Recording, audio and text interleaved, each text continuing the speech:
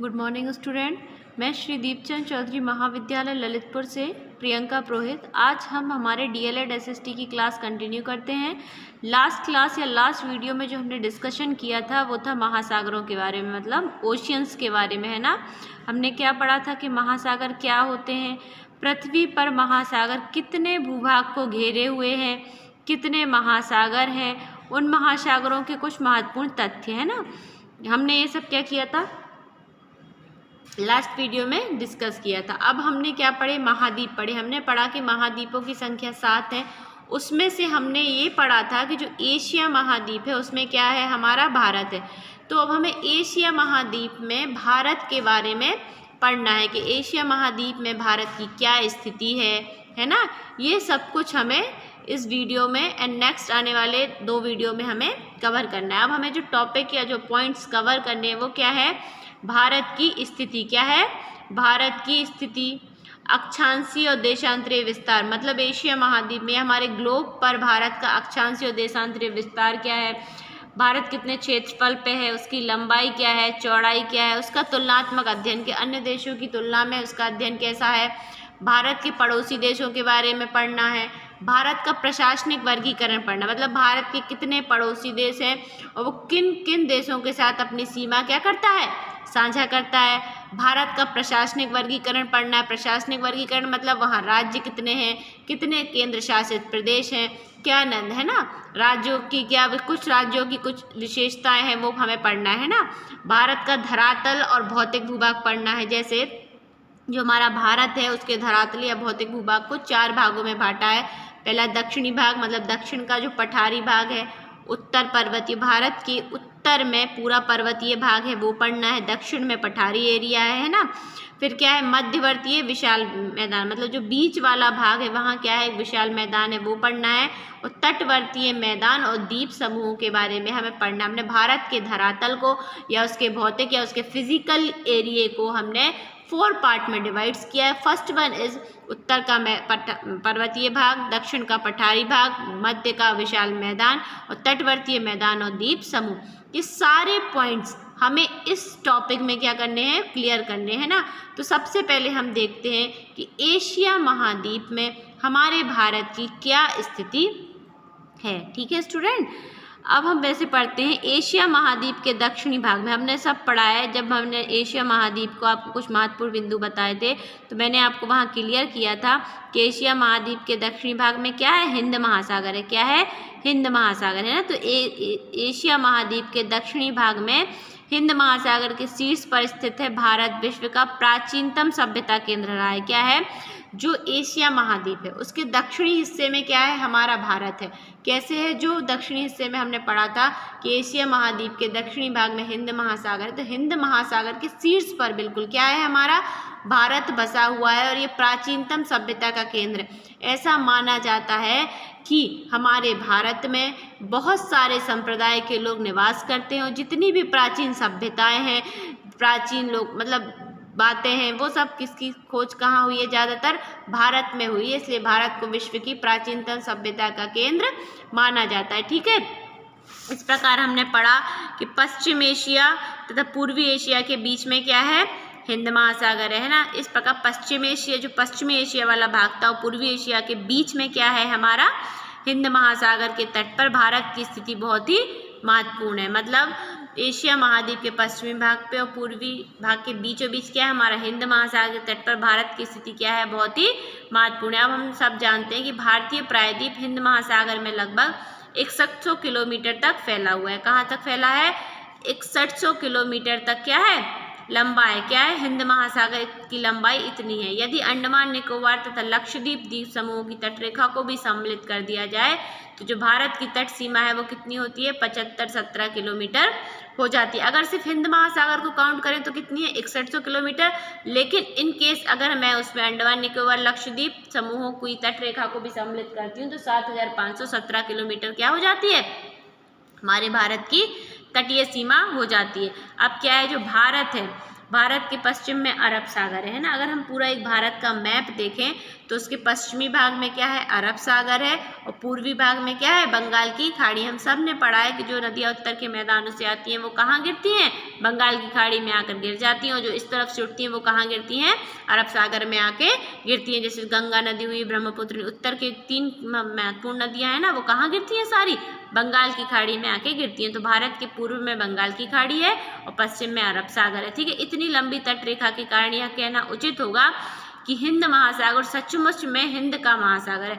जैसे कि मैंने जब आपको हिंद महासागर पढ़ा रही थी तो मैंने आपको बताया था कि हिंदुस्तान या भारत के नाम पर इसका नाम क्या पड़ा है, हिंद महासागर पड़ा है। भारत के भौगोलिक विस्तार को अगर हम देखें तो इसे उपमहाद्वीप की संज्ञा दी गई, क्योंकि बहुत सारे महाद्वीप इसमें क्या है, तो इसे क्या कहा गया है, उपमहाद्वीप कहा गया। अब हम इसका अक्षांशीय और देशांतरीय विस्तार अगर देखें तो भारत 8 डिग्री 4 उत्तरी अक्षांश से 37 डिग्री 6 क्या है, उत्तरी अक्षांश तक है ना।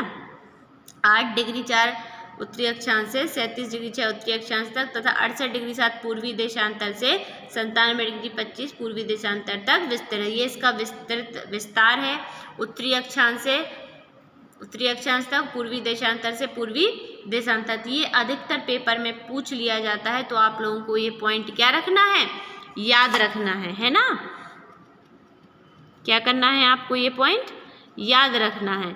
अब अगर हम नेक्स्ट देखें तो इस प्रकार इसका अक्षांशीय एवं देशांतरीय विस्तार जो है वो लगभग 30 डिग्री है ना। कितना है, मतलब ये जो इसका मेजरमेंट है उसके हिसाब से अगर मैं उसका एंगल निकालती हूँ तो वो कितना निकलता है, 30 डिग्री निकलता है। अब क्या है, जो भारत की मुख्य भूमि से दूर अंडमान निकोबार द्वीप समूह का दक्षिणतम बिंदु है। कभी कभी पूछ लिया जाता है भारत के दक्षिण में कौन सा बिंदु है, भारत के उत्तर में कौन सा बिंदु है ना। ये भी एग्जाम पॉइंट ऑफ व्यू से नेसेसरी थिंग्स है ना। तो भारत का सबसे जो दक्षिणतम बिंदु है वो क्या कहलाता है, इंदिरा पॉइंट कहलाता है। क्या कहलाता है, इंदिरा पॉइंट है, जो 6 डिग्री 45 मिनट उत्तरी अक्षांश पर स्थित है। कश्मीर से कन्याकुमारी तक, मतलब जो उत्तर दक्षिण वाला भाग है, इसकी लंबाई कितनी है, 3214 किलोमीटर है। जबकि कच्छ की रण से अरुणाचल प्रदेश तक पूर्व से पश्चिम में इसकी चौड़ाई कितनी है, 2933। मतलब अगर ऐसे आड़े में देखी जाए तो इसकी लंबाई कितनी है, 2933, और अगर लंबवत देखी जाए तो कितनी है, 3214। इसका दक्षिणतम जो बिंदु है वो क्या कहलाता है, इंदिरा पॉइंट कहलाता है। अब मैं अगर भारत का मैप देखती हूँ तो ये हमारे भारत का मैप है, ठीक है, देखा आप सबने। इसके उत्तर में क्या है, उत्तर में पठार मैदान मतलब पर्वत है।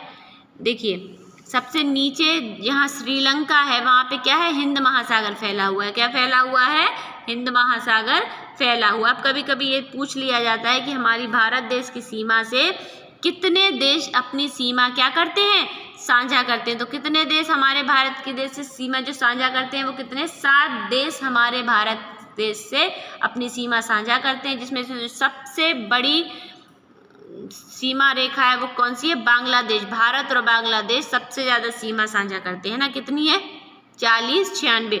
उसके बाद चीन 39, 17, फिर पाकिस्तान, फिर नेपाल, फिर म्यांमार, फिर भूटान, फिर अफगानिस्तान। ठीक है, तो 7 देश हमारे भारत के साथ क्या करते हैं, अपनी सीमा साझा करते हैं, है ना।